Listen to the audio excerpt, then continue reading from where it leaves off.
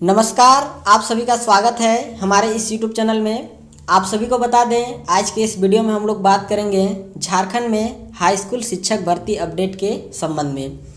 इस पर आपको बता दें कि कल ही यानी कि 7 मार्च को झारखंड हाई कोर्ट में महत्वपूर्ण रूप से सुनवाई थी। हालांकि सुनवाई का हमने वीडियो बना चुके हैं, लेकिन आज अखबार के माध्यम से भी एक अपडेट निकल कर आया है, तो देखेंगे आज के इस वीडियो में क्या कुछ अपडेट निकल कर आया है। साथ ही साथ कुछ ऐसे व्यूअर्स हैं जिन्होंने जो मीना कुमारी केस है, यह जो मामला है इसको नहीं समझ पाए हैं, तो क्या है मीना कुमारी केस का मामला, इसको भी लेकर आज की इस वीडियो में हम लोग बात करेंगे। साथ ही साथ देखेंगे कि अब जो अगली सुनवाई है यह 7 अप्रैल को होने वाली है अंतिम रूप से। तो जैसा कि आप सभी यहाँ पर देख रहे होंगे, यह दैनिक भास्कर का अपडेट आया है, जिस पर आज का यह अखबार के माध्यम से है।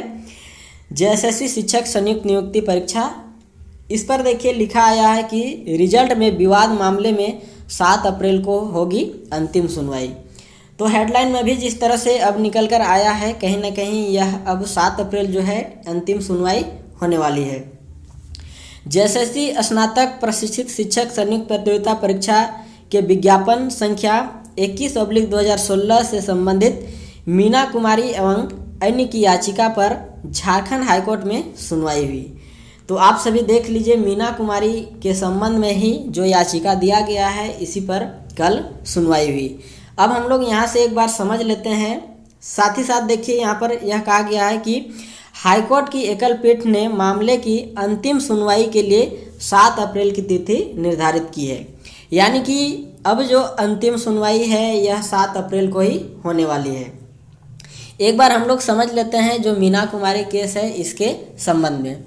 तो शुरू से मैं आपको बताना चाहता हूं कि जेएसएससी ने 2016 में विज्ञापन निकाला था टीजीटी का 17,000 कुछ पोस्ट के संबंध में, जिस पर जिला स्तरीय नियुक्ति दिया गया था। फिर बाद में जब मामला जो है सुप्रीम कोर्ट में चला गया, फिर सुप्रीम कोर्ट के द्वारा यह आदेश दिया गया कि स्टेट वाइज मेरिट लिस्ट बनाकर इस पर नियुक्ति दिया जाए। तो जेएसएससी इस पर स्टेट वाइज मेरिट लिस्ट के आधार पर नियुक्ति तो दिया, लेकिन इस पर पिटिशनर के द्वारा अब यह कहा गया कि जेएसएससी ने जो भी कुछ ऐसे भी नियुक्ति किए हैं जिस पर कुछ ऐसे कैंडिडेट का नियुक्ति हो गया है जिसका अभी जो पिटिशनर बने हैं उन सभी से कम मार्क्स है। तो इस आधार पर अभी जो पिटिशनर बने हैं उनके द्वारा यह कहा जा रहा है कि अब हम सभी की भी नियुक्ति होनी चाहिए, क्योंकि जो कटअप दिया गया था उन सभी से हम लोग का मार्क्स जो है वह ज़्यादा है। इस तरह करके मामला जो कि बढ़ा और बाद में याचिका झारखंड हाईकोर्ट में दिया गया और इस तरह करके सुनवाई चलते आई।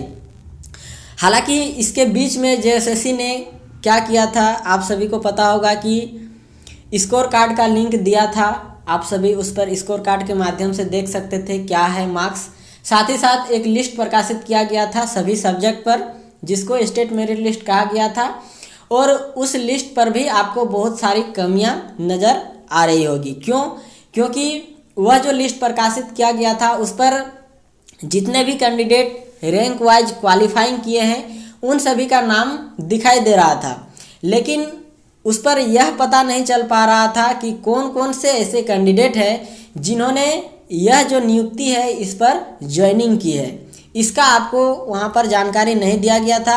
केवल और केवल सभी जो कैटेगरी था, चाहे वो अनरिजर्व कैटेगरी हो, ओबीसी हो या फिर एसटी/एससी हो, इन सभी पर जितने भी कैंडिडेट का क्वालिफाइंग का जो निर्धारित किया गया था, चाहे 50% हो या फिर 45% हो, ओएस जितने भी मार्क्स लाए हैं उन सभी के आधार पर केवल क्वालिफाइंग कैंडिडेट का लिस्ट प्रकाशित कर दिया गया था। तो इस आधार पर आप सभी यह भी नहीं समझ पाएंगे कि कितने सीटों पर भर्ती हुआ और कितने सीटों पर अभी भी रिक्तियां है।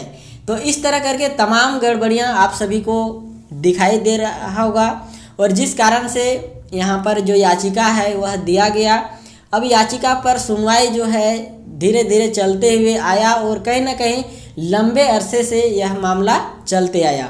उसके बाद से अब जिस तरह से जो अपडेट आया है, इसके माध्यम से 7 अप्रैल को अब अंतिम रूप से सुनवाई इस पर एकल पीठ पर होने वाली है। तो यह एक बहुत बड़ी अपडेट है और बहुत बड़ी एक देखने वाली बात है कि झारखंड हाईकोर्ट अब इस पर क्या कुछ फैसला देती है। तो आप सभी को ज़रूर इस पर इंतज़ार करना होगा 7 अप्रैल का, जिस पर आपको क्लियर पता चल पाएगा। देखिए बाकी इसके आगे यहाँ पर देखिए क्या कुछ लिखा गया है। जेएसएससी के वरीय अधिवक्ता राजीव रंजन, अधिवक्ता संजय पीपरवाल, प्रिंस कुमार ने पक्ष रखा। दरअसल पूर्व की सुनवाई के दौरान प्रार्थियों की ओर से कोर्ट को दिखाया गया था कि कई अभ्यर्थी जिनका अंतिम चयनित अभ्यर्थियों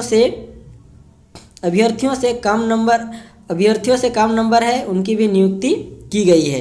यानी कि जो पिटिशनर बने हैं उनसे भी कम नंबर है, लेकिन उन सभी का जो नियुक्ति है वह कर दिया गया है।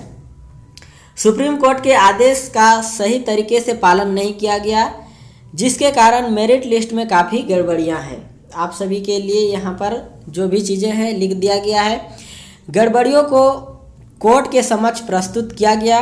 कोर्ट से आग्रह किया गया था कि प्रार्थियों की संख्या हजारों में है, यानी कि जो भी पिटिशनर बने हैं ये अब बहुत ज़्यादा इस जो केस है इस पर जुड़ चुके हैं।